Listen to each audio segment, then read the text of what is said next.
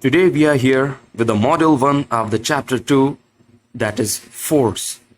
So let's begin this module. First of all, we have force. What is force? We will illustrate this with the help of an example. Watch here. A person is pushing a box forward. In case of a push, some force is applicable on the box. On the other hand, when the person is pulling the box forward, then again it requires some force. So in case of a pull or a push, the force is applicable. So we can say that a push or pull on an object is called force. Moving ahead with some more about force. Watch here. A person is pulling the cart to change the position of these boxes. A person is carrying these boxes and changing the position of the boxes from one point to another. So we can say that force can change the position of an object. This person is applying the force on the trolley or the cart and changing the position of these boxes from one point to another point. So we can say that the force can change the position of an object. Alright, whenever there is a change in position of an object, it requires some time. So there is a change in the position with respect to the time. Okay, now watch here. This person is applying the force, trying to change the position of an object, is taking some time, but unable to change the position of the object because it is too heavy maybe. Due to the heaviness of the object or the box, the person is unable to push it forward or to change its position.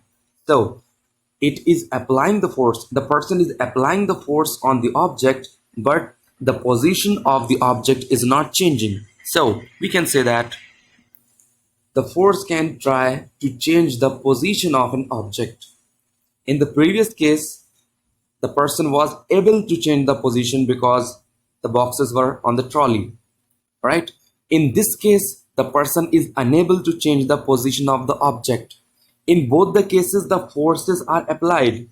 So we can say that a factor that changes or tries to change the position of an object is called force. It doesn't matter the position is changing or not, the force is applicable there. Alright, so the factor that changes or even tries to change the position of an object, we will call that as force.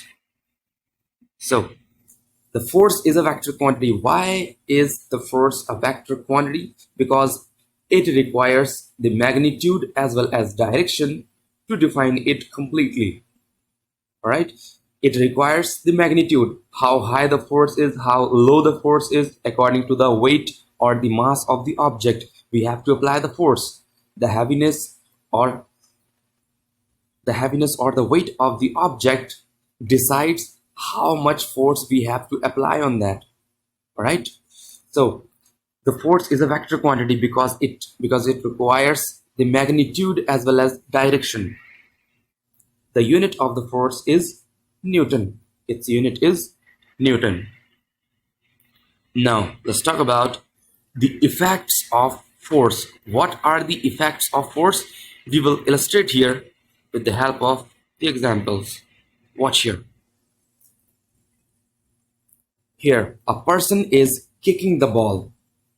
The ball was initially at rest, but when the person kicks the ball, what happens?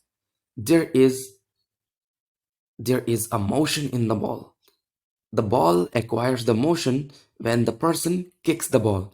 So initially the ball was at rest, but when the person kicks the ball, it comes into the motion. So the force can bring an object from rest to the motion. That is, the force can bring an object from rest to the motion. Now watch here. The ball was initially at rest means that time the velocity of the ball was 0. But when the person kicks the ball, it acquires some velocity. It means the force can change the velocity of an object. The velocity of the object is changing from 0 to some value in here. Initially the ball was at rest, the velocity was 0, but when it comes to the motion, there is some velocity. So we can say that the force can change the velocity of an object. Watch here. The force can increase the velocity of an object. The force, it can increase the velocity of an object. Now listen, whenever there is a change in velocity or the increase in the velocity, it requires some time. And within this course of time, the change in velocity is called acceleration. The change in velocity with respect to the time, or the increase in the velocity with respect to the time, is called positive acceleration. So the force can produce an acceleration in the motion or in the object. Watch here. We can say that it can produce an acceleration in the object. Now moving ahead with some more about the effects of the force. Watch here. A ball is coming towards a dog. The dog is applied the force on the moving ball and the ball comes to the rest. Alright? The dog is applying the force on the moving ball and the ball comes into the rest. It means the force applied by the dog brings the ball from motion to the rest. So we can say that the force can bring an object from motion to the rest. Alright? Now, whenever there is a decrement, in the velocity of an object. In this case, there is a velocity decrement. Initially, there was a velocity because the ball was in motion. Initially, the ball was in motion, but finally the dog applies the force on that and brings that into the rest. It means the velocity is changing from some value to the 0. It means there is a decrement in the velocity of an object. Alright? So we can say that it can decrease the velocity of an object. Initially there was some value of the velocity in the moving ball, but when the dog applies the force, the velocity becomes 0. So we can say the force, it can decrease the velocity of an object. Now listen, whenever there is a decrease in the velocity of an object, it requires some time. It doesn't happen at random. It requires some time. So in the course of time, there is a decrease in the velocity of the object. So there will be a negative acceleration. The decrement in the velocity of an object with respect to time is called a negative acceleration or the retardation. So we can say that the force can produce a negative acceleration or retardation. That is, it can produce a negative acceleration or retardation in the object. Now, moving ahead, we have some more effects of force. Watch here. In the game of table tennis, the ball is coming to the player. The player is applying the force on the ball and changing its direction by hitting the ball or by applying the force on the ball. So, the force can change the direction of the moving object. By applying the force, there is a change in the direction of the tennis ball. Alright, so we can say that the force can change the direction of the object in motion. Now, moving ahead, we have this. A person is compressing the ball, and due to this compression, there is a change in the shape or size of the ball. And this is happening by the application of the force applied in compression.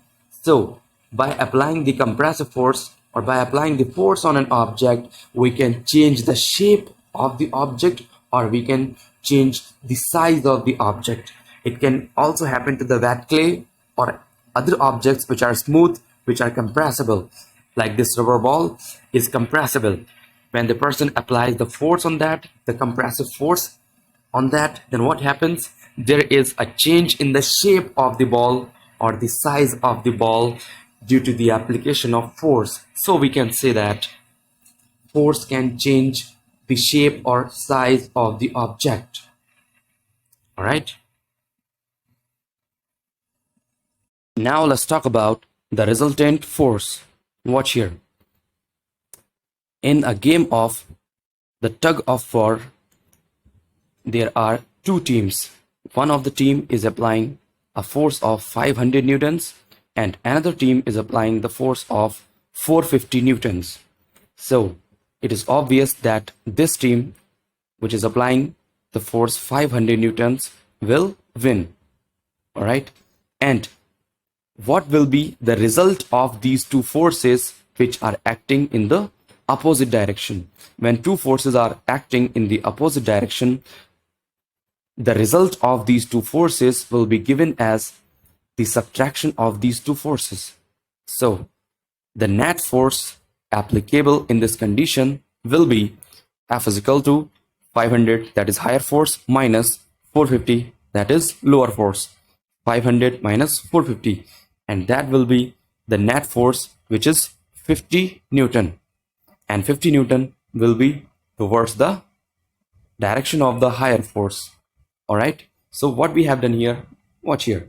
The 500 Newton force was acting towards left, and the 450 Newton force was acting towards right, and the left one force is higher than the rightwards force. So the result of these two forces will be 50 Newton towards the direction of the higher force.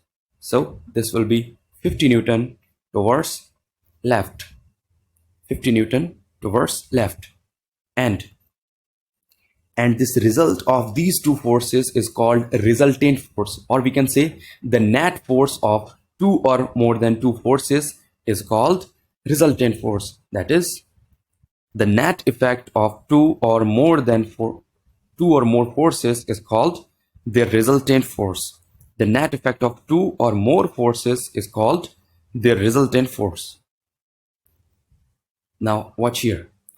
In this case, there are two teams, and each team is applying a force of 500 newtons. 500 newtons towards left and 500 newtons towards right.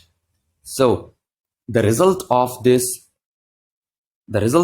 two forces will be zero. Why? Because two equal and opposite forces are acting in this case. That's why there will be no result applicable at any direction, neither at left, neither towards right, nor towards right. So we can say in this case the resultant or the net force will be given as F is equal to 500 minus 500, and that will be 0.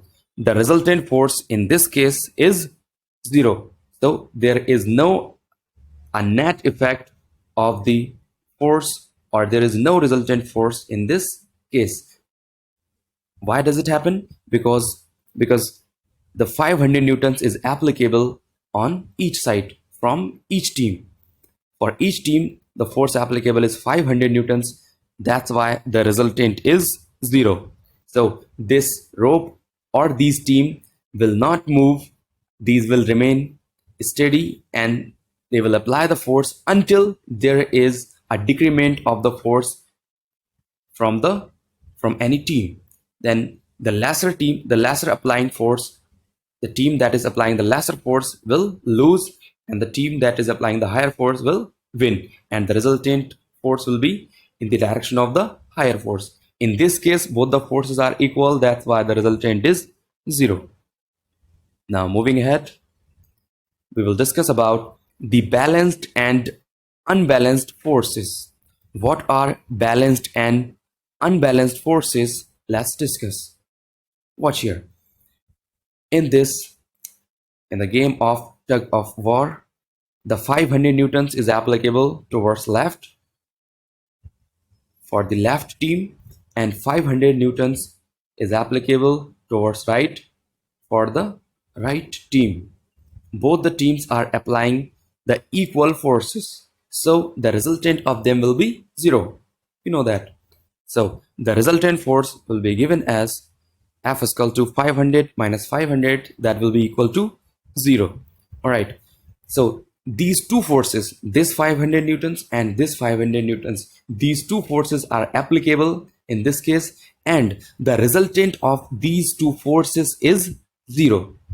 Or we can say these two forces are applicable, but still these two teams or this rope is balanced. In this condition, the system is balanced. It is not moving towards right or it is moving towards left. It is not moving at all. Why? Because the forces are equal. Both the teams are applying the forces, but there is no movement in this rope. All right, so we can say that here the forces are balanced. When the resultant of two or more forces is 0, then the forces are called balanced, and this condition is called balanced condition. That is, if the resultant of two or more forces is 0, then these forces are called balanced forces. So this 500 Newton and that 500 Newton are balanced forces. Moving ahead, watch here. In this game, the left team is applying the force which is 450 Newton, but the right team, the team towards right, is applying the force 500 Newton.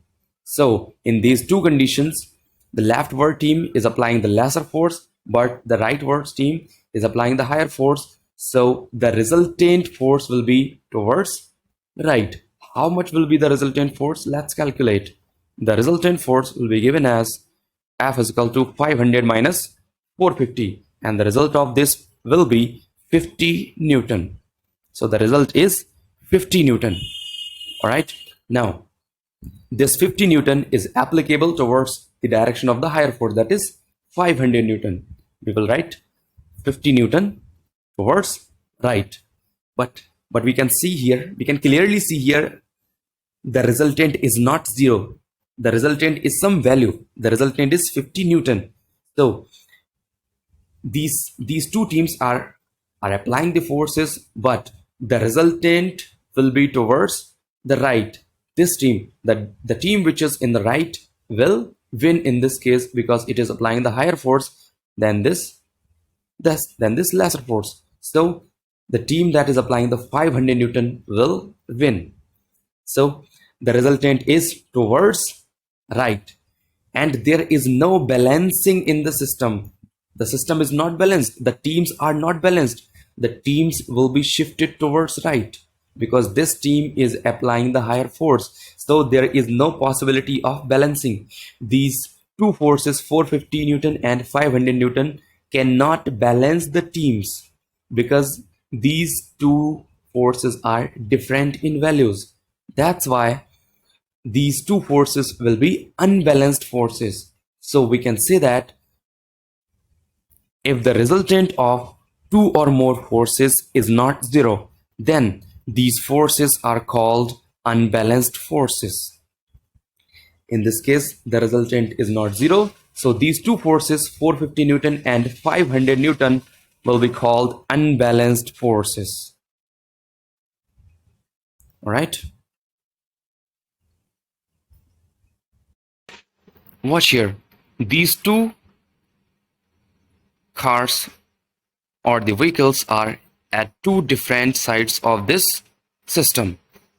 In this condition, the system is balanced, but when another car or the vehicle comes on that, then it is unbalanced. This is unbalanced condition. Now this is again balanced condition. It is again unbalancing the condition. It is balanced condition.